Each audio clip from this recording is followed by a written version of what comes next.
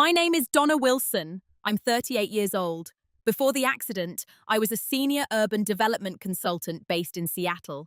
The kind of job that required tailored blazers, early flights, and calm decision-making in rooms full of men who mistook composure for softness. Most people have always described me the same way: steady, practical, the responsible one. It's a polite way of saying I was never the loudest person in the room.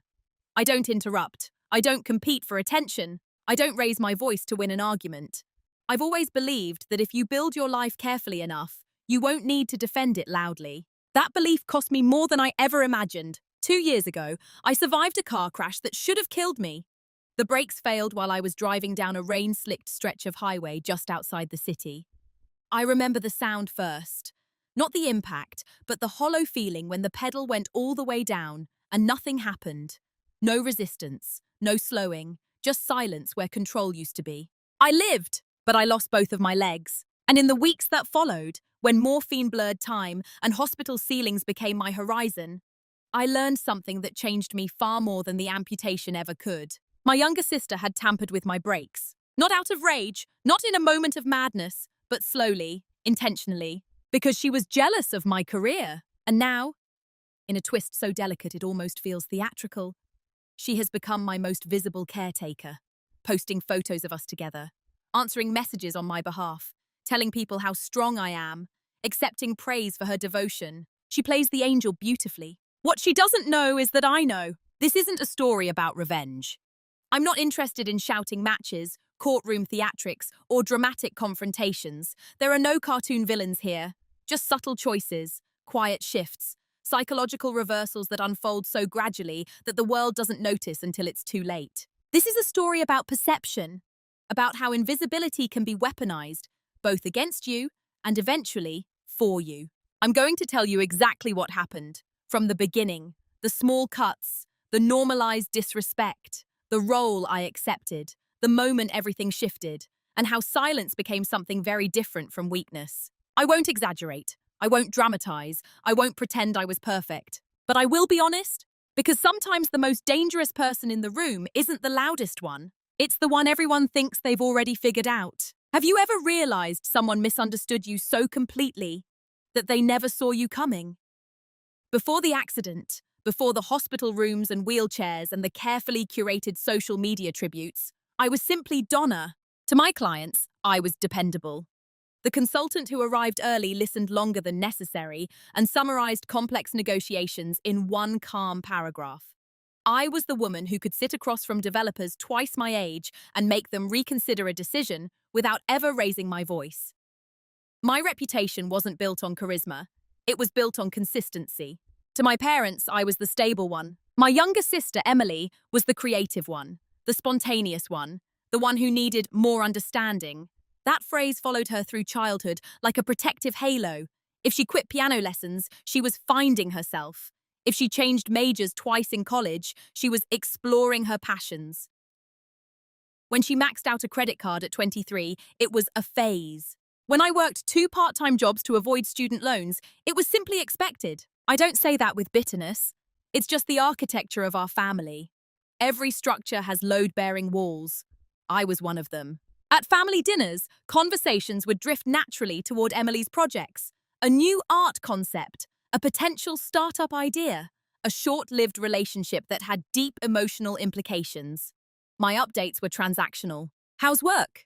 Busy. That's good.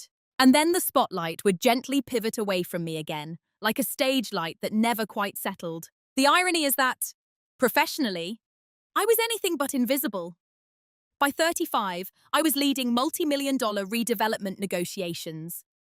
I'd bought my own townhouse overlooking Lake Washington.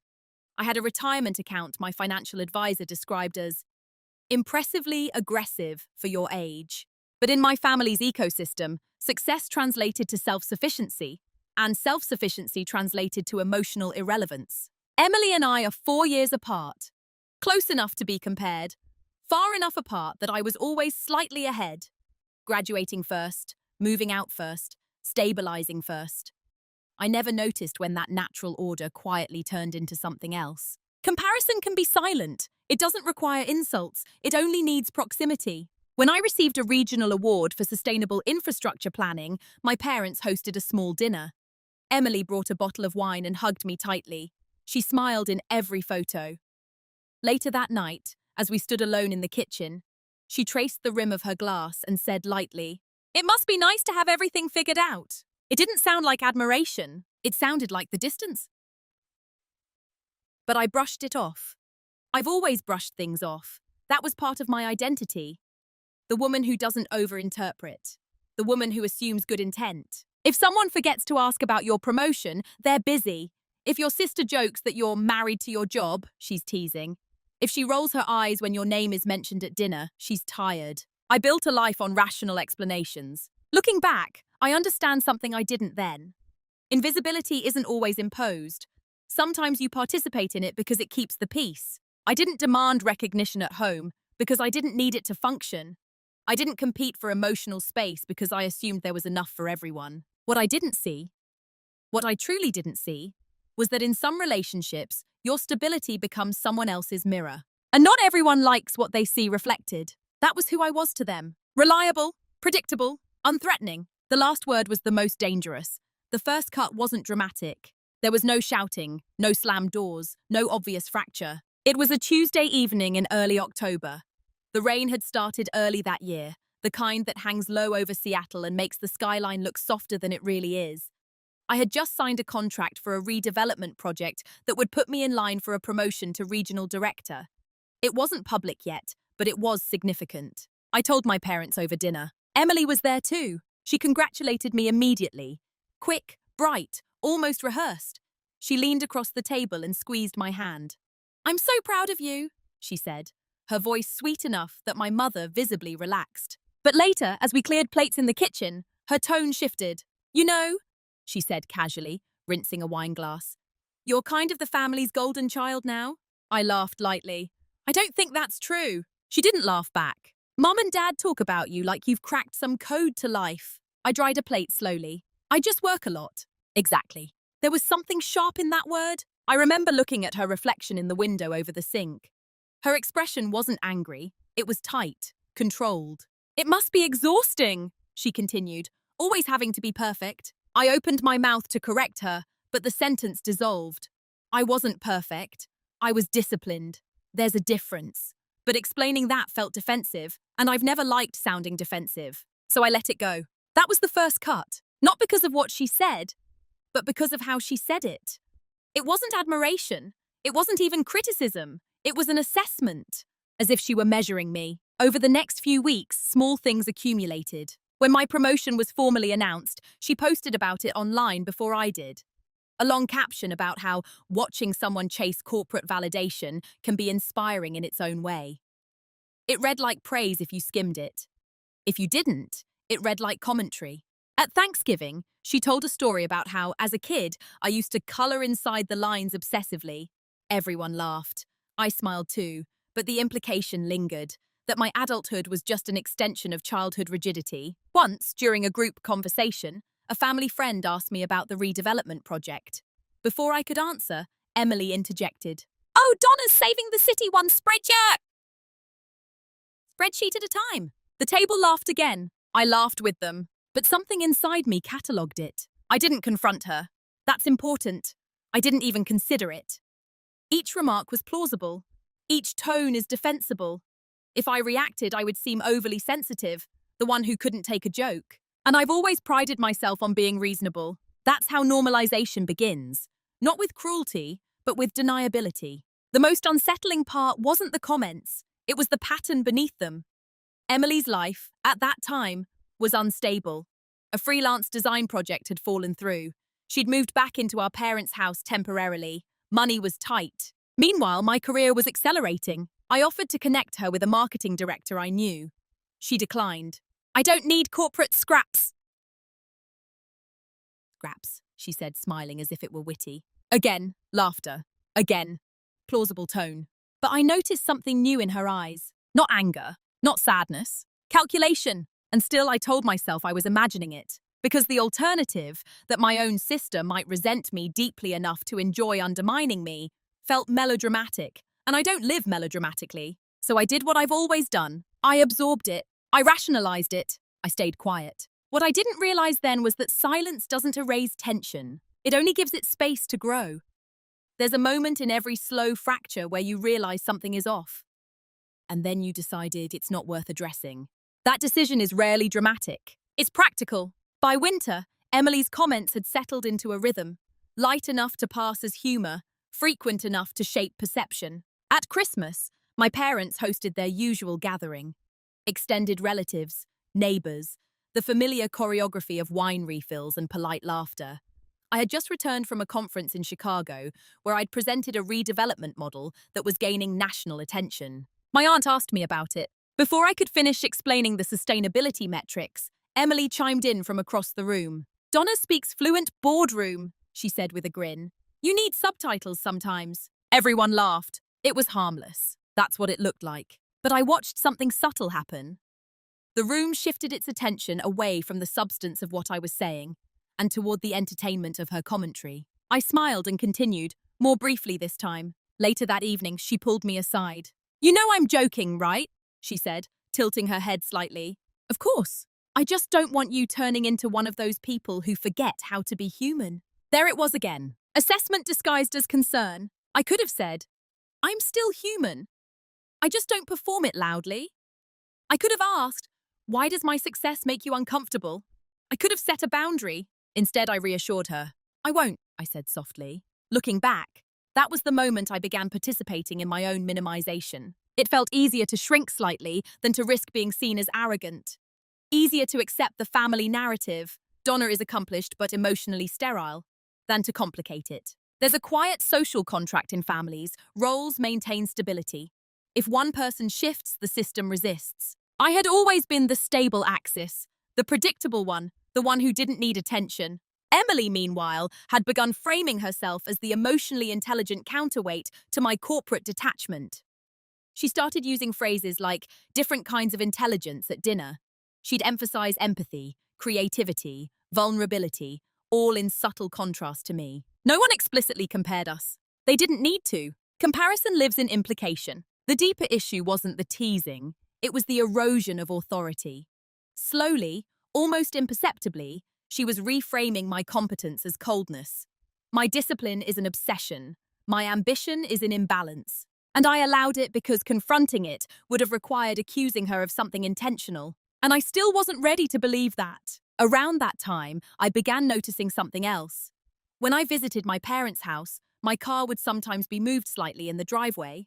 Not dramatically, just inches off from where I'd parked it. I assumed my father needed space to maneuver his truck. Once, my tire pressure warning light flickered briefly after a visit. It resolved itself within a day.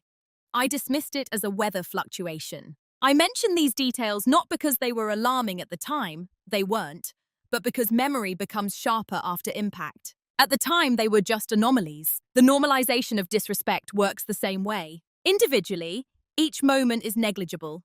Together, they construct a narrative you didn't authorize. I began editing myself in conversations, shortening explanations, downplaying achievements before anyone else could. I thought I was maintaining harmony. What I was actually doing was lowering my profile in a space where I believed visibility had become a liability. Emily noticed. Of course she did. Because when someone is studying you, truly studying you, they register every adjustment. And the more I shrank, the more confident she became. That's the danger of unchallenged narratives. They harden. And once they harden, they justify escalation. I still believed this was about sibling rivalry, about insecurity, about harmless projection. I did not yet understand that resentment, when left undisturbed, can mature into something far more deliberate. Every family has an unspoken script. It doesn't arrive in writing. No one announces it. But over time, you begin to understand what lines you're expected to deliver and which ones you're not. By the time I turned 37, my role was fully formed. I was the provider of stability. When my parents needed help reviewing insurance documents, they called me. When the house required structural repairs, I researched contractors. When Emily floated between apartments and projects, I was the one who quietly transferred money just until things stabilize. No one demanded it outright, I offered, because that's what responsible people do. At least that's what I told myself. Emily's role had evolved too. She became the emotional interpreter of the family, the one who explained everyone's behavior in softer language. If our father seemed distant, she'd say he was processing. If our mother grew anxious about finances, Emily reframed it as generational scarcity trauma. She positioned herself as the heart. I was the infrastructure. It sounds balanced, almost poetic, but balance requires mutual respect.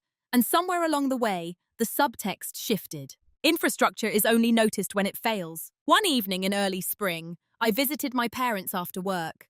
I was still in my blazer, laptop bag over my shoulder. Emily was already there, sitting cross-legged on the living room floor, mid-conversation about a collaborative art installation she was planning. When I entered, she smiled brightly. "Donna, perfect timing. We were just talking about how capitalism shapes identity." I set my bag down carefully. "That sounds like a light Tuesday topic," she laughed. "See? That tone! That's exactly what I mean by now. It's exactly what I mean." "What tone?" "That detached executive tone." My parents chuckled softly, as if this were affectionate banter. I felt something shift inside me. Not anger, but recognition. I wasn't being teased, I was being categorized. Later that night, as I helped my mother wash dishes, she said gently, "You know, Emily just worries that you work too much." I nodded. "I'm fine, Mom."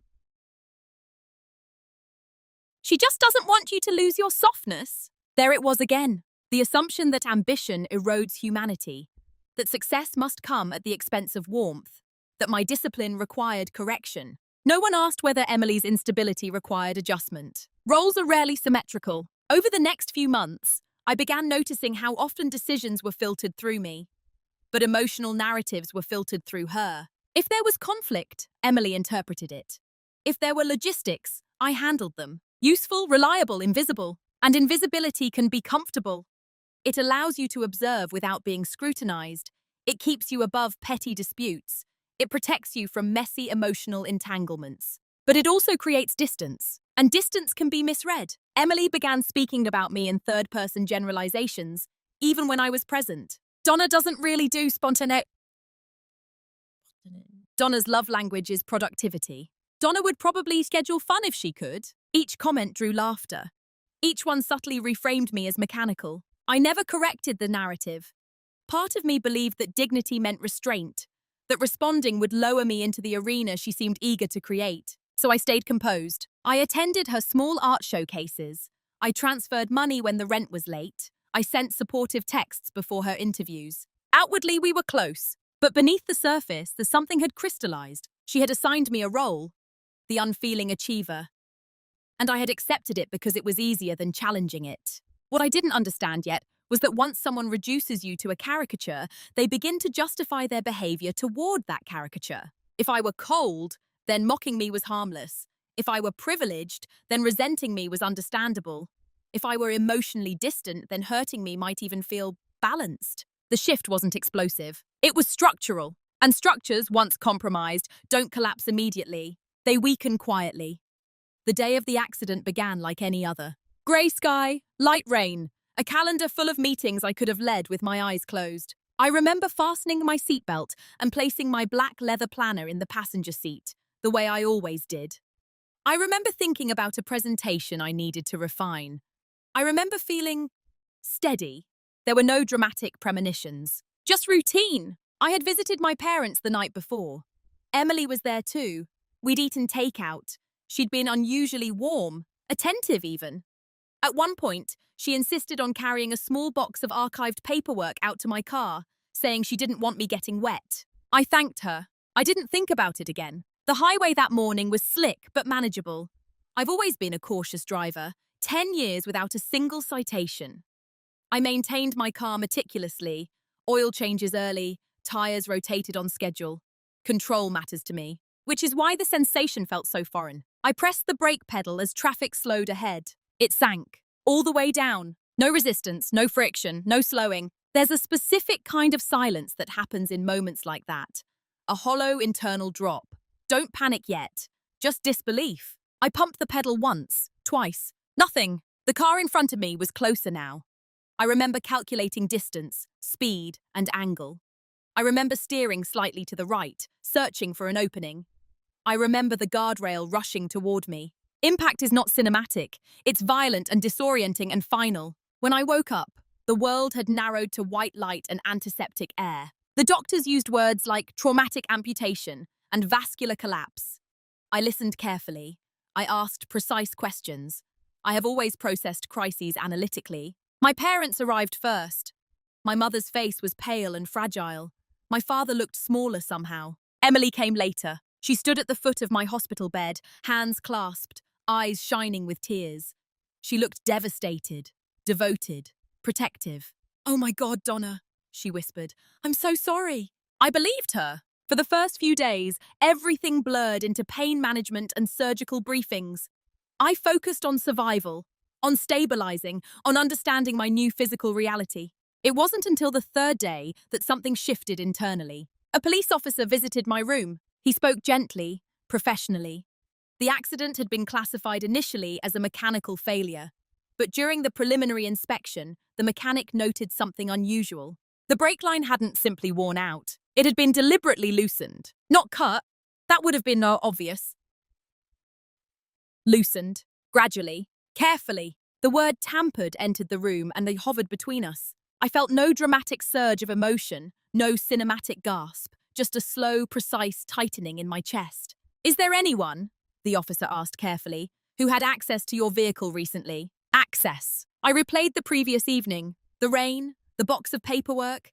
Emily insisted she'd carry it out. The image was so ordinary it felt almost cruel. "No," I said automatically, because my mind refused to align with the possibility. Not her. Not intentionally. Not like that. But something inside me, something quiet and observant, had already begun assembling pieces. The jokes, the reframing, the calculated tones, the subtle positioning. And now this. I didn't accuse, I didn't react, I didn't even change my expression. But that was the day something fundamental shifted. Not outwardly, inwardly. For the first time, I stopped asking whether I was overinterpreting and started asking a different question. What if I wasn't? Shock has layers. The first is physical.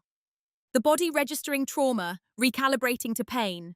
The second is logistical, surgeries, insurance calls, prosthetic consultations. But the third layer is quieter. It's cognitive. It's the moment you decide how to interpret what happened. When the officer left my hospital room that day, I didn't cry. I didn't call anyone back in. I asked the nurse to adjust the blinds slightly so I could see a strip of grey sky. Then I replayed everything. Emily is carrying this box. Emily's comments over the past year. Emily is reframing me publicly. Emily's sudden intensification of concern about my humanity. There's a difference between suspicion and recognition. Suspicion feels frantic, recognition feels still. I didn't know with certainty that she had loosened the brake line. But I knew something else with absolute clarity. If she had, she believed I would never suspect her. That realization didn't make me angry. It made me precise. Over the next week, Emily transformed into what everyone called an angel. She answered my phone when I was sleeping. She coordinated meal trains. She posted updates online about my incredible resilience. Photos of her holding my hand in the hospital circulated among extended family and colleagues. The comments were predictable. "You're such a devoted sister. She's lucky to have you. Family is everything." I watched the narrative form in real time. Emily as caretaker. Donna is a survivor. It was almost elegant. And here's what most people misunderstand about betrayal. The loud reaction is the least strategic one. If I had confronted her immediately, accused her in the hospital room, what would have happened? She would have cried, denied it, framed my suspicion as trauma-induced paranoia, and given my medication, my surgeries, my altered mental state. Who would they have believed? Silence in that moment was not weakness. It was calibration. I began observing instead of reacting. I noticed how carefully she managed her expressions when doctors entered the room. How she angled herself toward windows during video calls, ensuring soft lighting. How she repeated certain phrases consistently. "We'll get through this. I'm not going anywhere." Repetition builds credibility. I let her build it. When investigators returned for follow-up questions, I remained composed. I provided facts. I did not provide speculation. I asked for copies of the mechanical reports for insurance purposes. Documentation has always been my quiet strength. Emily never flinched in front of others. But occasionally, when she thought I was asleep, I felt her gaze linger. Not with tenderness, with assessment, as if she were checking whether the damage aligned with expectation. That's when something crystallized. If she had intended to hurt me, she hadn't intended this outcome. The crash had been catastrophic, public, irreversible. Resentment often underestimates consequence. From that point forward, my silence became intentional. I allowed her to stay at my townhouse during my rehabilitation. I let her manage my email temporarily. I thanked her publicly for her support. Each action reinforced her confidence, and confidence breeds carelessness. What she had never understood, was that the same qualities she mocked in me were the ones now protecting me. Discipline, patience, documentation? Silence is dangerous only when it's passive. When it's chosen, it becomes leverage. And I was done being the predictable one. Rehabilitation teaches you two things at once: how fragile the body is, and how adaptable the mind can become when it has no alternative. Physical therapy was relentless. Parallel bars, phantom pain, the strange grief of learning how to balance again without what once felt permanent. I approached it the way I approached negotiations. Incremental gains, documented progress, no emotional theatrics. Emily attended the first few sessions. She stood in the corner with sympathetic eyes and a tilted head, occasionally wiping away a tear at precisely the right moment. Nurses adored her. One even told me, "Your sister hasn't left your side." I smiled, because technically, that was true. But what no one noticed, what she certainly didn't, was what I was doing in the margins. While she managed my incoming messages, I quietly regained access to my own accounts from a secondary device she didn't know I kept. Years earlier, after a minor data breach at work, I developed a habit: dual authentication systems, mirrored backups, private cloud archives. Habits born from corporate caution. They now felt providential. I requested the full mechanical inspection report directly from the auto shop, under the pretense of filing a civil claim against the manufacturer. I asked detailed questions about torque marks, tool impressions, and timing of loosening. One phrase stood out in the report: manual adjustment consistent with hand tool access within 12 to 24 hours prior to failure. Within 12 to 24 hours. That narrowed the window significantly. I cross-referenced timestamps from my home security system. My townhouse had exterior cameras covering the driveway. I hadn't checked them initially because the accident had occurred miles away. It hadn't occurred to me, but I downloaded the footage from the night before. There she was. Rain is falling lightly. My car is parked under the street lamp. Emily stepped out alone approximately 18 minutes after I had gone inside with my parents. She walked to the passenger side first, placing the box of paperwork on the seat. Then she glanced around. The camera angle didn't capture the underside of the vehicle, but it captured something else: time. She was there for 7 minutes. 7 quiet, uninterrupted minutes. When she re-entered the house, she wiped her hands on her jeans. The footage wasn't dramatic.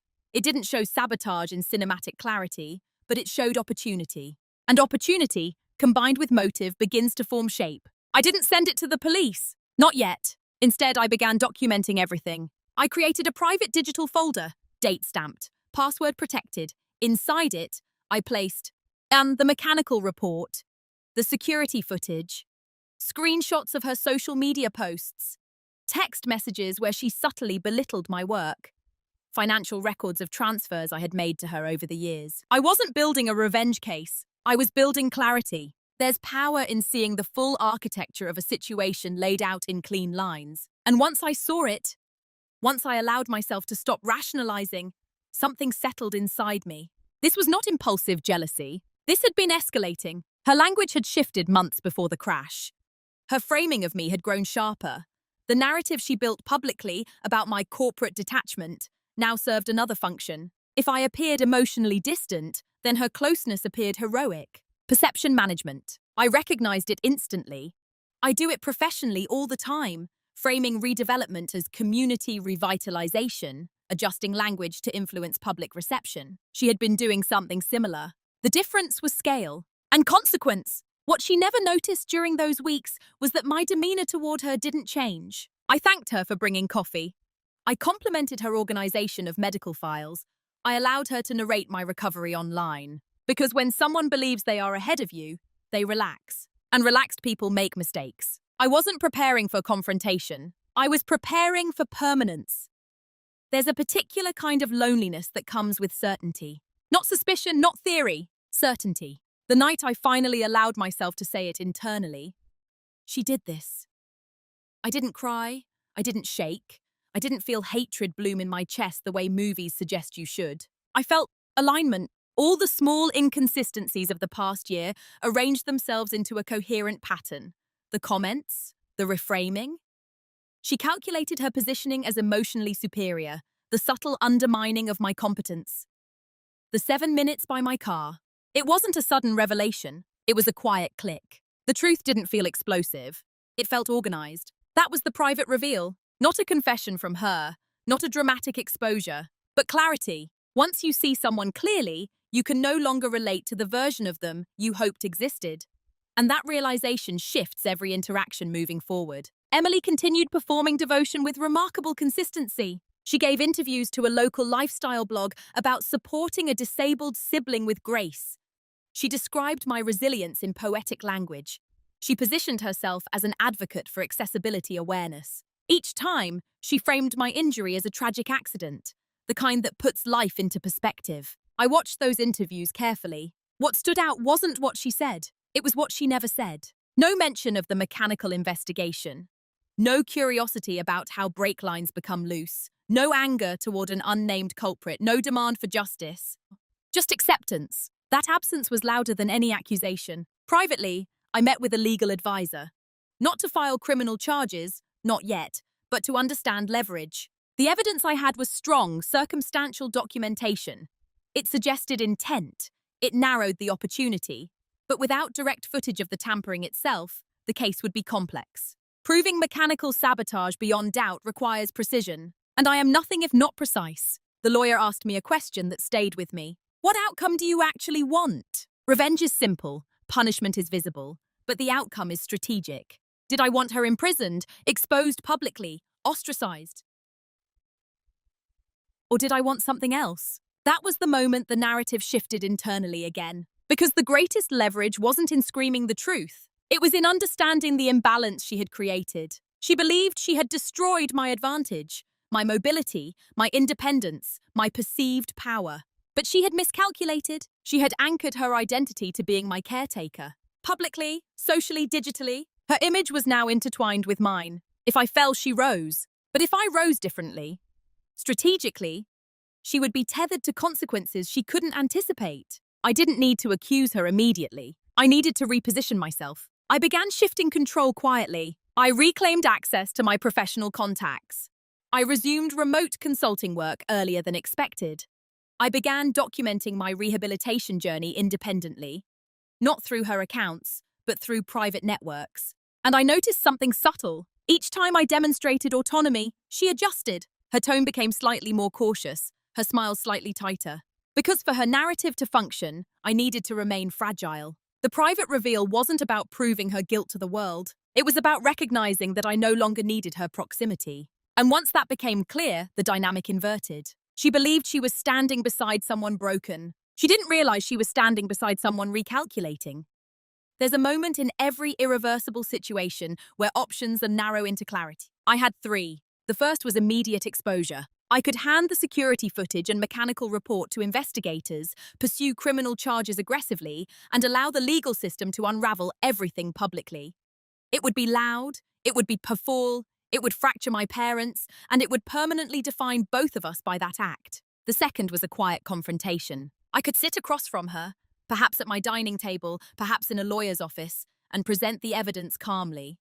Give her a chance to confess, to apologize, to collapse under the weight of what she'd done. But confession without consequence is theatre, and I was not interested in theatre. The third option was slower, structural. I could allow her to remain confident, allow her to continue weaving herself into my recovery narrative, and, piece by piece, remove the foundations she was standing on. Not through cruelty, through clarity. Before I chose, I tested something small. One afternoon, while we were reviewing medical invoices, I said lightly, "The mechanic mentioned the brake line looked intentionally loosened." Her pen paused, barely less than a second. "That's terrifying," she said softly, "and people are sick." Her eyes held mine steadily. Too steadily. No questions, no follow-up, no curiosity. That absence confirmed more than panic ever could have. That night, I opened my planner, the same black leather one I'd carried for years, and wrote a single sentence across the page. Outcome over emotion. What outcome did I want?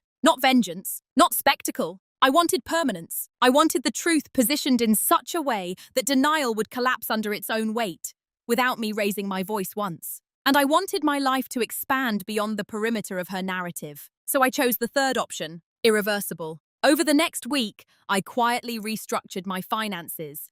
I transferred property ownership of my townhouse into a trust. I updated my will. I removed her as medical proxy, something she had temporarily assumed during my surgeries. I didn't announce any of it. At the same time, I began documenting her public statements more rigorously. Every interview, every caption, every claim about the accident being random and tragic. Because language creates liability, and she had been very comfortable with language. The most irreversible part, however, wasn't legal. It was internal. I stopped hoping she would confess. Hope keeps you tethered. Clarity sets you free. From that point forward, I interacted with her as someone who had already made peace with the truth. Polite, calm, observant. She mistook that composure for dependence. That miscalculation would matter, because when someone believes you still need them, they reveal more than they intend to. And I was done being underestimated. Repositioning your life doesn't require noise. It requires sequencing. While Emily continued curating the image of devoted sister, I began rebuilding the infrastructure of my independence. Not publicly, but contractually. First, I met with my firm's executive board via private video call. They had assumed my career would pause indefinitely. I corrected that assumption calmly. I won't be returning to field inspections immediately, I told them. But strategic planning doesn't require legs. There was a pause, then respect. We restructured my role into a remote advisory position, with expanded oversight responsibilities.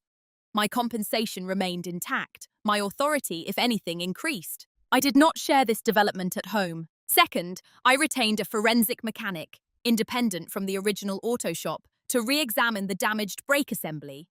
This time, the evaluation was conducted under controlled documentation, with sworn statements and high-resolution imaging. The conclusion was consistent. Manual loosening, tool-specific markings, intentional adjustment. Still circumstantial, but increasingly difficult to dismiss. Third, I reviewed years of financial transfers to Emily. Loans that were never formally documented, rent assistance, emergency credit card payments. I compiled a ledger, dates, amounts, contexts. Not because I needed repayment, but because patterns tell stories. When someone resents you financially, while simultaneously depending on you financially, the psychology becomes layered. Entitlement and envy are not opposites, they often coexist. Meanwhile, in the house, nothing appeared to change. Emily made smoothies in the morning. She adjusted my wheelchair ramp. She answered comments online praising her dedication. One evening, she showed me a message from a non-profit inviting her to speak about caregiving. I don't know if I should, she said modestly. You should, I replied evenly. You've built a platform. Her eyes flickered. Please, as though... Encouraged visibility is intoxicating. The more public her narrative became, the more anchored she was to it. And the more anchored she was, the less room she had to maneuver. There's a misconception about quiet strategy, that it's cold. It isn't. It's patient. I wasn't isolating her socially. I wasn't undermining her reputation. I wasn't whispering suspicions to family members. I was simply ensuring that, when the truth shifted into the light, it would not rely on my emotional testimony. It would rely on structure. One afternoon, while she was out running errands, I requested archived footage from a neighboring security camera that partially faced the street near my driveway.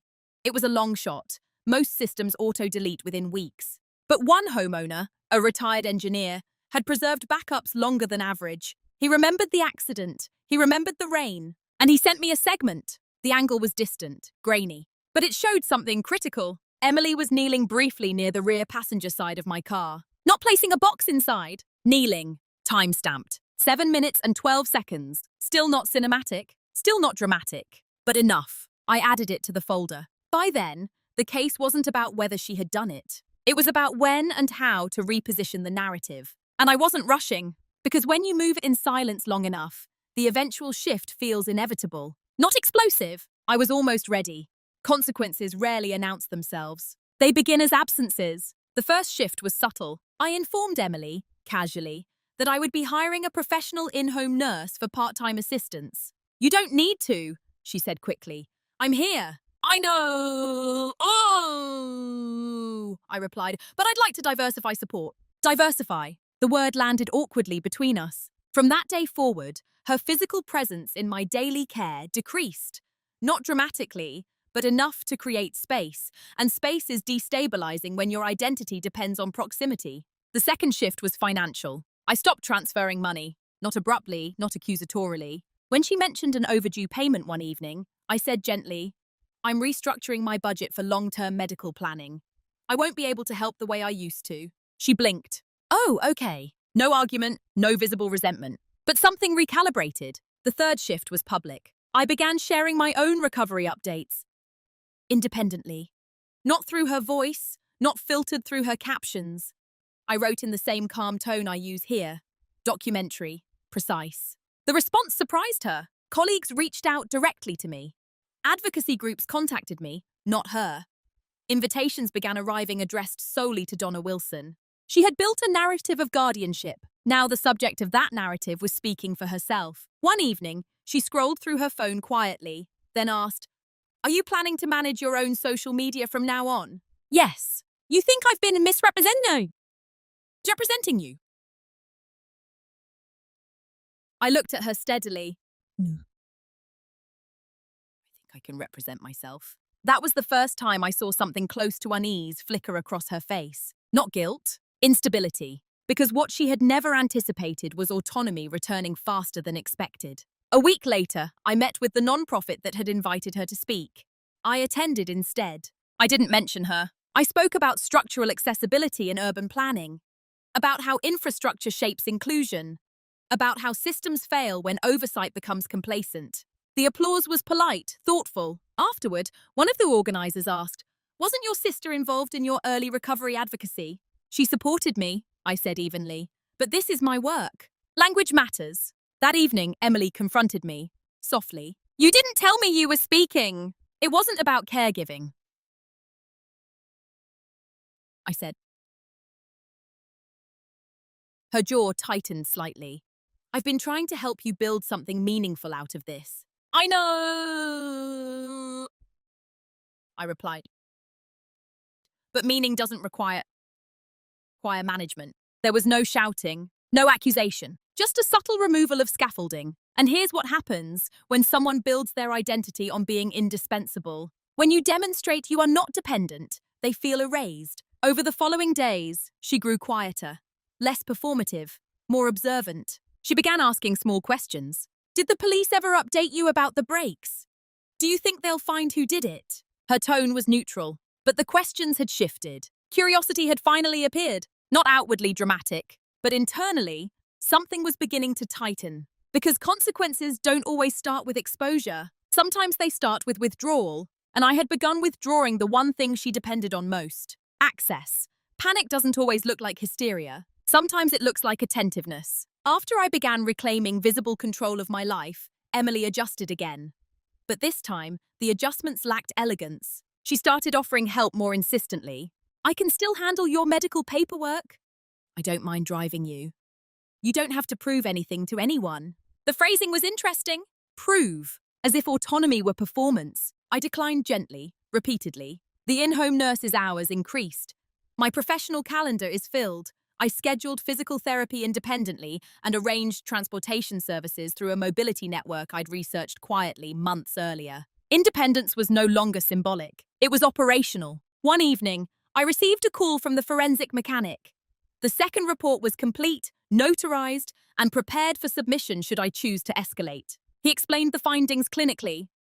Toolmark consistency, torque displacement patterns, deliberate loosening without full detachment, a method that would delay failure until sustained pressure. It wasn't impulsive sabotage. It was calculated. I thanked him and requested both digital and physical copies. That same night, Emily hovered in the doorway of my office. You've been making a lot of calls lately, she said lightly. Yes? About the accident? In part. Her posture shifted, not dramatically but subtly inward. You really think that someone meant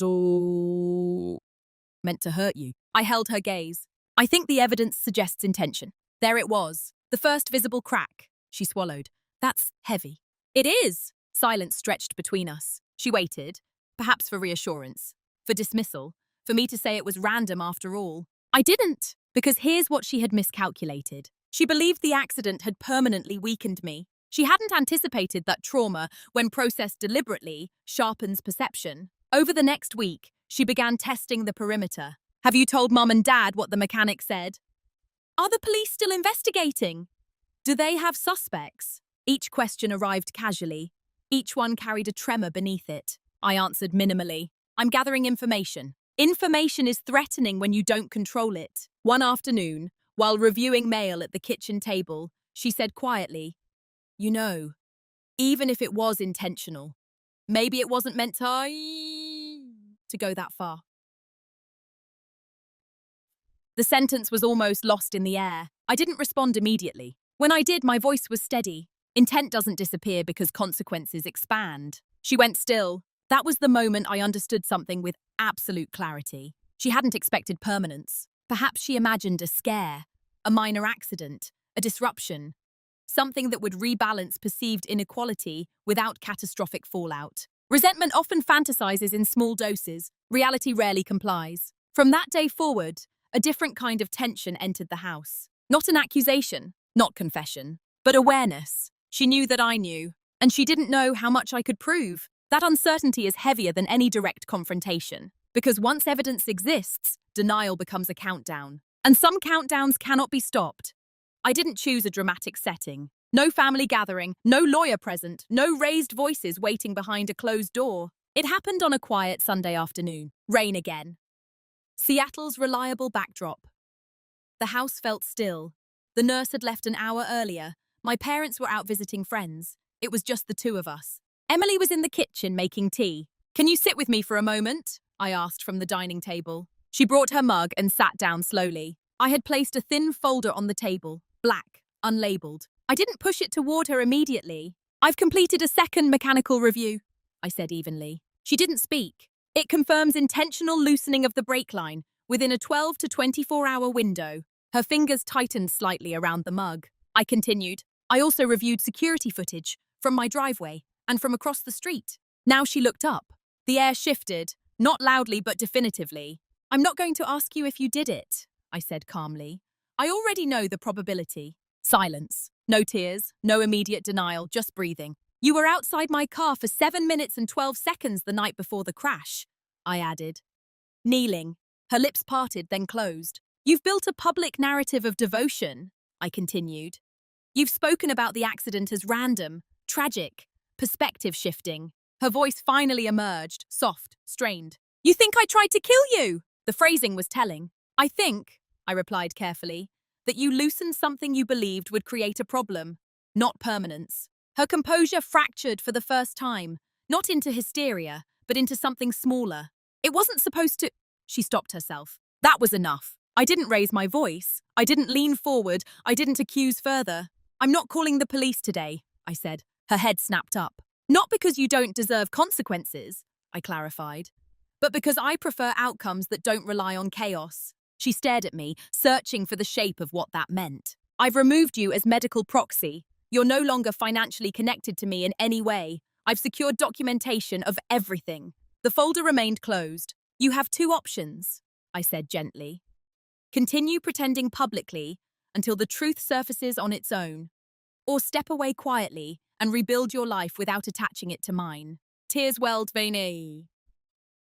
Finally, "I was tired of being thing next to you," she whispered.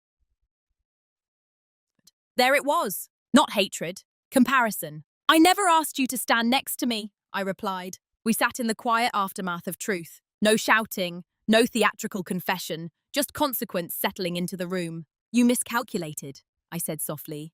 "Not my strength, my patience." I didn't open the folder. I didn't need to, because in that moment she understood something irreversible. The version of me she had reduced to predictable softness no longer existed. And she had no idea how far I was willing to let the truth travel. People assume trauma defines you.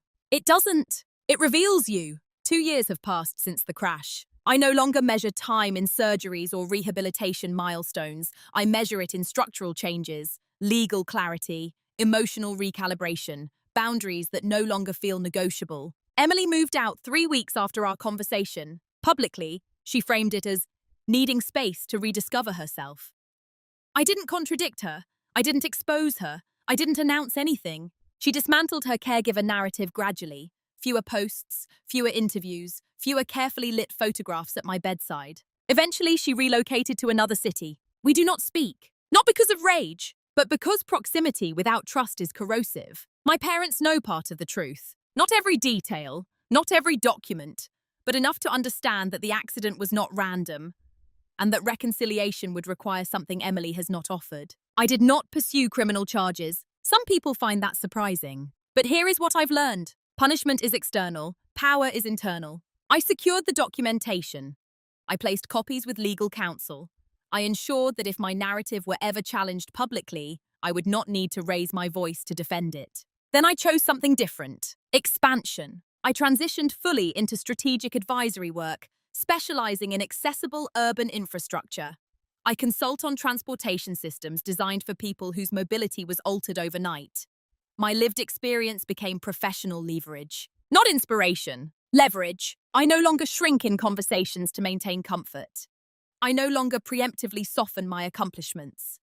When someone asks about my work, I answer fully, without apology. The wheelchair did not reduce my authority. If anything, it clarified it. And here's the quiet truth beneath everything. I am not colder than I was before. I am clearer. There's a difference. Clarity allows you to love without illusion, to support without self-erasure, to walk or roll away when necessary. I don't wake up angry. I wake up aware. Aware that jealousy is rarely about the target. It's about the mirror. Aware that silence can protect you, but only if you know when to convert it into strategy. Aware that being underestimated is sometimes the most valuable position you can hold. I used to believe my role in the family was infrastructure. Reliable, invisible, load-bearing. Now I understand something else. Infrastructure, when redesigned, changes the entire landscape. And I am no longer interested in holding up structures that were never built to support me in return. If you've listened this far, you might be waiting for a sharper ending. A courtroom scene, a public exposure, a confession recorded and uploaded. But real life rarely resolves itself in crescendos. It resolves in decisions. I chose not to destroy her publicly, not because I forgave her, not because what she did was small, but I refused to let the worst thing someone did to me become the central architecture of my identity. There is a quiet dominance in restraint, in knowing you could detonate something, and choosing instead to redesign your life so completely that the person who tried to shrink you becomes structurally irrelevant. My sister wanted balance. She believed my success cast a shadow too large for her to stand beside. She believed destabilizing me would equalize something internal. What she didn't understand is this. You cannot rise by crippling someone else. You only reveal the fragility of your own foundation. I live with permanent consequences. I navigate a world that was not designed for bodies like mine. I encounter inconvenience, frustration, and limitation. But I also live with permanent clarity. I no longer confuse usefulness with love. I no longer mistake silence for peace, and I no longer underestimate the power of documentation, patience, and timing. If there's a moral here, it isn't about revenge. It's about perception. Be careful how you categorize people. Be careful who you reduce to predictable. And be especially careful assuming that the quiet one hasn't already calculated the outcome. Now I'm curious about you. If you discovered that someone close to you had betrayed you in a way that changed your life forever, would you choose exposure, punishment, or strategic distance? I read every comment, and sometimes the most revealing answers are the calmest ones.